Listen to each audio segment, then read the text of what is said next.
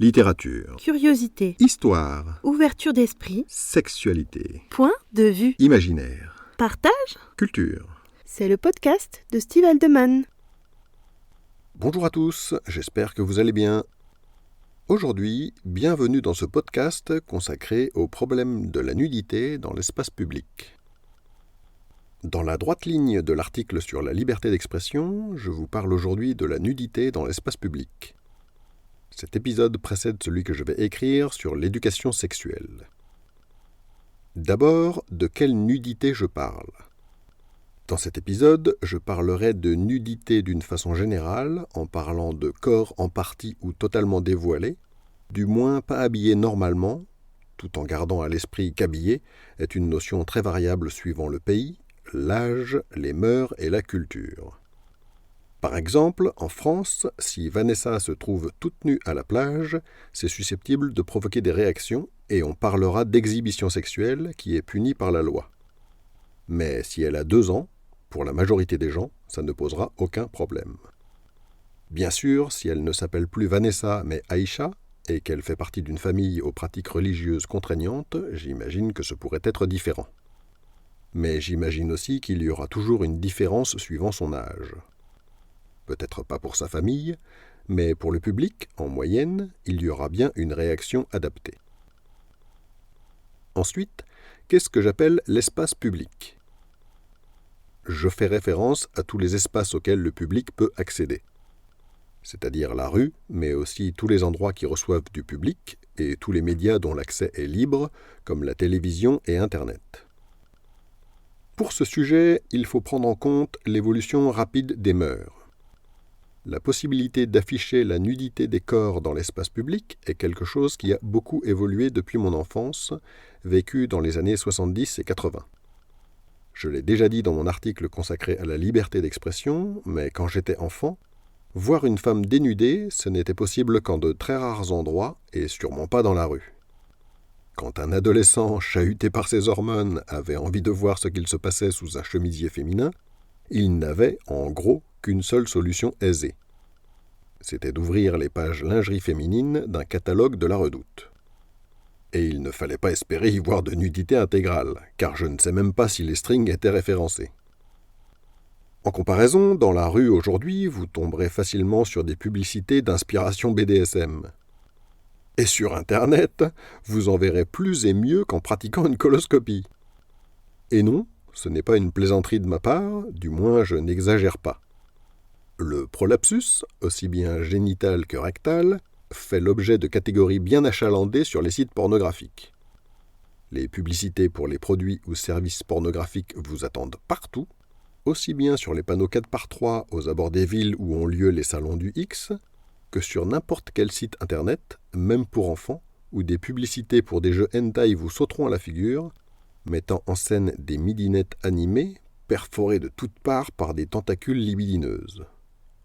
Au milieu d'un épisode de One Piece en streaming, ça fait désordre. En une quarantaine d'années, on a donc assisté à un grand assouplissement des interdictions qui prévalaient avant, ainsi qu'à une mondialisation qui met en défaut le pouvoir contraignant des États dans ce domaine. Le décor étant planté, il me semble qu'il y a une question qui se pose. C'est « est-ce une bonne chose ?» J'ai très envie de vous parler de l'hypocrisie de nos sociétés dans ce domaine. Il me semble que dans l'espace public, ce qui devrait déranger vraiment, ce n'est pas la nudité, mais le caractère sexuel de ce qui nous est imposé de voir. C'est la mise en scène de situations dont le but est clairement de montrer quelque chose de sensuel, qui se réfère directement à la sexualité ou qui provoque une excitation sexuelle. La nudité peut provoquer cela, mais pas forcément. Tout dépend de la pose, de la personne, de l'attitude, du regard.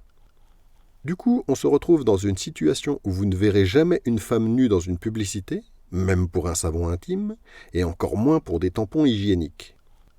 En revanche, même pour vous vendre des boîtes aux lettres, vous aurez droit à tout le panel des clichés sexy, et souvent sexistes d'ailleurs. Qu'en est-il de la loi ? Dans le droit français, l'outrage public aux bonnes mœurs a disparu. Il a été remplacé par le délit d'exhibition sexuelle. Quand on parle d'exhibition, on imagine facilement le cliché du pervers qui se balade la nuit, couvert seulement d'un imperméable et qui l'ouvre subitement devant ceux ou celles qu'il a repérés. Dans ce cas-là, on parle effectivement d'exhibition sexuelle. Le sexe est volontairement exhibé, c'est un délit. Ce que je trouve problématique, c'est que dans de nombreuses publicités, le ressort de l'excitation sexuelle est utilisé pour vendre. Dans ces cas-là, on ne vous montre pas vraiment un sexe, mais vous ne pouvez penser qu'à ça. L'organe n'est pas vraiment exhibé, mais il est si bien suggéré que ça devient hypocrite de ne pas le montrer. Et c'est vrai en particulier sur certains réseaux sociaux, où il est hors de question de montrer la partie centrale de l'anatomie en question.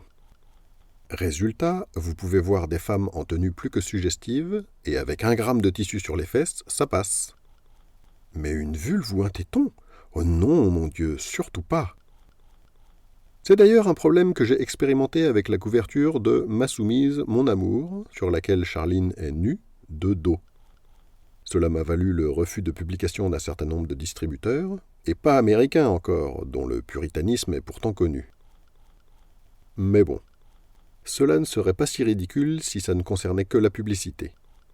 Car la nudité est susceptible de se retrouver dans bien d'autres endroits où elle devrait logiquement avoir sa place. L'exemple de la piscine. Quand vous allez à la piscine, la règle veut que vous vous laviez avant d'entrer dans le bassin. Cela a été remis en avant avec la pandémie de Covid, mais ça a toujours été ce qu'il faut faire. Et il s'agit bien de se laver, avec du savon. La douche à la sortie, c'est fait pour se rincer du chlore. D'ailleurs, cette obligation de se laver, qui n'est clairement pas respectée dans son ensemble, a été mise en lumière il y a quelques décennies quand les shorts de bain ont été interdits dans les piscines, parce que certains hommes les portaient toute la journée, s'en servaient comme caleçons et plongeaient allègrement dans l'eau sans se changer. Donc, redisons-le, il faut se doucher. Mais là, il y a un petit problème.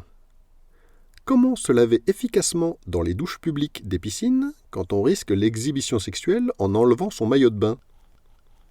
Eh bien, on ne peut pas. Du coup, personne ne se lave vraiment. On prend bien soin de ses cheveux, on se délace sous l'eau chaude, mais les plis les plus susceptibles de mériter un bon coup de propre, ils restent bien au chaud avec les poils, la sueur, les résidus d'urine et le reste que je vous épargne. Les seuls qu'on met tout nus, parfois, ce sont les enfants. Et encore, il y a des gens qui ont peur de les exhiber aux pédophiles qui pourraient traîner. On ne sait jamais. Au début de mon adolescence, j'ai vécu 2 ans en Allemagne, à Freiburg im Breisgau. Nous allions souvent en famille à la Westbad, où les gens étaient bien plus à l'aise avec la nudité. Les vestiaires n'étaient pas mixtes, ni les douches d'ailleurs, mais il y avait peu de cabines individuelles, et la plupart des gens ne les utilisaient pas. Je me souviens très bien que les hommes se changeaient à la vue de tous, complètement nus, et j'avoue que la première fois, ça m'a surpris. Et après ? Je m'y suis fait, et les fois suivantes, très vite, j'ai trouvé ça normal. Vous l'aurez compris, je trouve ridicule de cacher absolument nos sexes, et surtout l'obligation qui nous en est faite par la loi. Il y a quelque chose de malsain à sacraliser cette partie du corps humain. Je vous invite à me dire ce que vous en pensez en commentaire, je serai heureux de les lire. Vous pouvez découvrir les liens en description pour approfondir les sujets dont j'ai parlé. Si vous avez écouté cet épisode en podcast, je vous invite à vous rendre sur mon site stevehaldeman.com pour y trouver les liens en question, d'autres articles ainsi que les romans que j'ai écrits et ceux qui seront bientôt publiés. Je vous souhaite une excellente journée et à bientôt dans un prochain numéro.